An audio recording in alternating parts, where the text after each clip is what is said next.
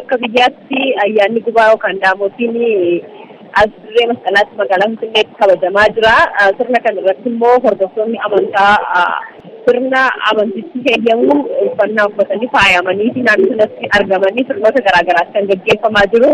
Bakkeewwan mana amantaa garaagaraa irraa haala aadaa isaanii afaan isaanii ittiin beeksaniillee garee gareedhaan faarfattoonni faarfachaadha kan isaan gara kana dhufanii hooggantoota kan mootummaa federaalaa kan akkasumas ministeeronni kan bulchiinsa magaalaa Finfinnee dabalatee abbootiin amantaa garaagaraallee sirna kanarratti argamanii jiru.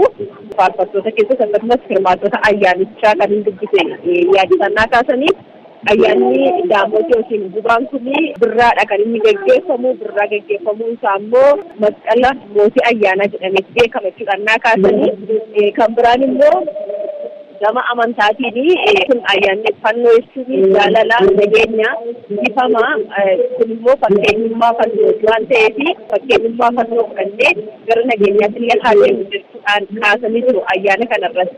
Haalli nageenyaa achi jiru maal fakkaatama? Haalli nageenyaa haaluma bareedaadhaan kan gaggeeffamaa jiru.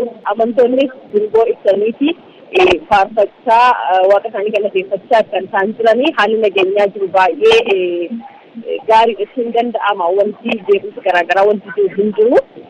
Achirratti illee abbaan amantaa yookaan faasaakiin mana amantaa ortodoksii kan Itoophiyaa Abune Maatiyaas fakkeenyummaa fannoo fudhannee gara nageenyaatti gara dhiifamaatti gara baqachuudhaan harka nageenyaaf walitti bal'isuun barbaachisaadha waan jedhu kaasanii.